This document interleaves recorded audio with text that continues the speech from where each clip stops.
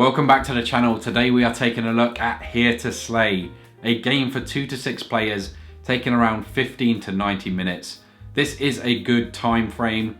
We've had some very short games, we've had some very long ones. It really does depend on you guys and how the game is played, how many players, how quickly you play it, how well you know it. So yeah, it's difficult to put down the time. But in this game, you are going to play as different lovable woodland creatures. However, you are going to be backstabbing your friends as you try to take the win. You can win in a few different ways. You can collect a party of all the colours, or you can slay 3 monsters. How exactly do you do that? Let's get into the how-to. So what comes in the box? You get the main deck, you get 6 choices of heroes, you get a ton of monster cards, you get some reference cards and the dice. Starting the game off, the first thing you're going to want to do is the monster card. So just taking a quick look at what these are. The requirement is here, so there's a few different ones. You need different amounts of heroes. You need different types of heroes. Then each monster has a special, so once you defeat it, you're going to get this bonus, which is why you want to try and defeat the monsters. It's also a good way to win. Here is what happens when you roll. So if you roll a 7 or less, you're going to lose a hero. If you roll 10 or more, you're going to get to do that effect. So this is where players are going to try and mess with you, because you can play stuff like modifiers, as we see here. You can play these on the dice rolls. You can play them. Your friends can play them. So there's going to be a lot of backstabbing. If you've done it to someone else in the game earlier on, there's no doubt they're coming for you in the next turn. Also, they do stack. So let's say one friend plays one, your good friend Susan, and then around the table it goes. That's strange, Mark. I don't remember modifying your monsters. Right. Okay. I lose. And now I've lost a hero. The beauty of Here to Slay, it is back and forth backstabbing at its finest. You're going to shuffle these, and then you're going to make a pile of 3 in the middle like so. These are going to be in the middle of the table that anybody can fight. Once one is defeated, you will replace it. Once that's set up, you're going to hand a reference card to each player. We'll just do this in front of me now, just so you have some idea of how it's going to work. Then you're going to deal everybody a party leader. Now, in the rules itself, it does say you can either roll for these, or it can be the first to grab them. I like to go the first to grab them, as long as people aren't yanking and pulling them off people. At the end of the day, it's not going to make too much difference, and I do think it's cool to have different ones for different games. So we're going to deal these out here and get this game started. Then you're going to shuffle the main deck, and you want to deal 5 of these cards to each player. That is going to be your starting hand, and unless you use an action to draw a card, it's going to be the only way you get cards. So let's look at our starting hand. You can see a few different types of heroes, so different colours do different things. Let's take a look at what we can do on a turn. On our turn, we can spend an action to draw a card. We can spend it to play a hero, which lets us to use their effect immediately. It can only be activated once per turn. Or if you've already got a hero down, you can spend a point to use their effect. Other than that, you can spend 2 points to take on a monster, or you can spend 3 to discard your entire hand and draw 5. You get 3 action points a turn, and the aim of the game is to slay 3 monsters or collect all 6 types. Now, it's worth noting your party leader does count towards this. So, for example, if we had the fighter, we wouldn't need these guys. So we're probably going to focus on the other colours. They do have different effects. This one, for example, is a 10 plus if we want to use it. And then we've got this one, which is a bard. Slightly easier to do. So let's say we did roll this effect. It would let us draw a card and then play a hero immediately. Now, when an effect ever says immediately, it's done for free. It doesn't use an action point. So in this example, we could play Spooky straight after for free, which is a really good ability. We can also then activate her effect because we haven't used it yet this turn and she is being played.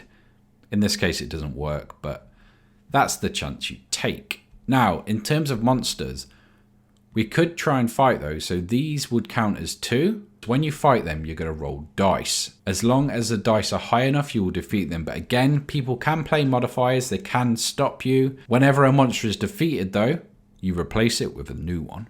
Let's play a second turn just to give you some idea of how it's going to work. So here's our hand for the second player. They've got, again, a few different hero types. They've also got a modifier. We're going to spend our first point to draw a card.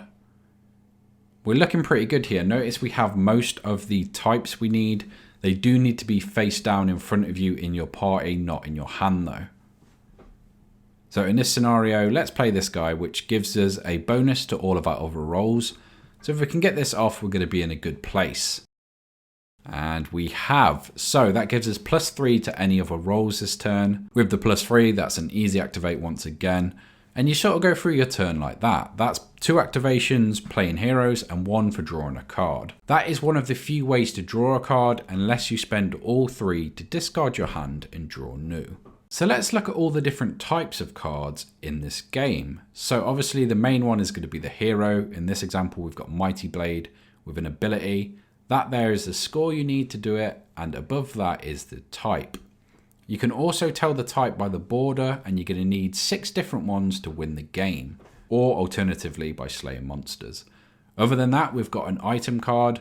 These can normally be beneficial to yourself or detrimental to other players. In this example, we can turn a hero into a wizard. So if we've not drawn a wizard and that's something we need, we could change this one to a wizard itself. Other than item cards, we've also got magic. Now these can do a ton of different things. In this example, we could destroy a hero, which is very powerful. Again, they can be bonuses to yourself or negatives to other players. There's stuff that lets you draw cards, there's stuff that lets you change stuff. Very powerful things. And then another type is a modifier. So on the left is the bonus you'll get playing it on yourself, on the right on somebody else. Obviously minusing points is always good, and plussing to yourself, again, very helpful. Like I have already mentioned, these can be played on top of each other. So if somebody minuses, you could then plus yourself and so forth. Plays a hero, an item, or a magic card, you can challenge them. This means you're both going to roll dice and see who is highest. Again, you can play modifiers on this. You can gain modifiers by stuff like the red party leader. Now, if you win the challenge, that means you're going to discard whatever card they tried to play. However, if they win the challenge, they're going to go ahead as usual and you have wasted your challenge card. This can be a really powerful effect, and it's good to stop people winning games when they try to play heroes. So bear that in mind. Let's touch on a few other points. So terms you might hear. Party is stuff in front of you, including your leader. This is the main deck. It's the white backed card. This is going to be where you draw cards from. And then next to that, you should have a discard. The monster deck is pretty self-explanatory. It's going to be all the monsters shuffled up and played face down in the center. How do you win the game then? We have already touched on it, but let's take a closer look. So to win the game, you're going to need a type of each class or defeat 3 monsters. So in this example, your party leader does count. So that's 6 different colors in front of you. You have now won the game. Alternatively, you could defeat 3 monsters. It is a lot more difficult because obviously players are going to play modifiers and stuff to slow you down, but there are the bonuses at the bottom that can make it worth it. So there's going to be different strategies on the board. There's going to be different ways to win, and that's what makes Here to Slay so interesting. So that's Here to Slay. What do I think of the game? I think it is a lot of fun. It's very similar to something like Munchkins, where there's the backstabbing, there's the modifiers, the whole feel to it really. I do love the art in this one. I absolutely adore some of the critters I've made, but it is slightly misleading. I mean, it reminds me sort of the South Park critters where they seem so lovable, but then you look at the cards themselves and they say steal cards or destroy heroes, or you try and modify stuff to affect your opponent and ruin their game. It's a lot of fun. I do think it's perfect for all ages. If your group isn't really into the backstabbing thing, into the like targeting and ruin other people's games, they might not like this one because there is a lot of that. The way the game works means you do have to challenge people, you have to modify their stuff so they can't get certain things going, else they will win. So it is a very important part of this game. But it's a really nice game. There's a lot to love about it. It's quick, it's very simple to learn. Again, it's got gorgeous art, really cool monsters. The fantasy theme speaks to me in particular. Just so much to love about it. Again, I think it's going to come down to your game group if it's one for you. If you've made it to this point in the video, thank you so much for watching. That's all I've got for this one. As always, drop board games in the comments that you want to see next, and I will catch you in the next one.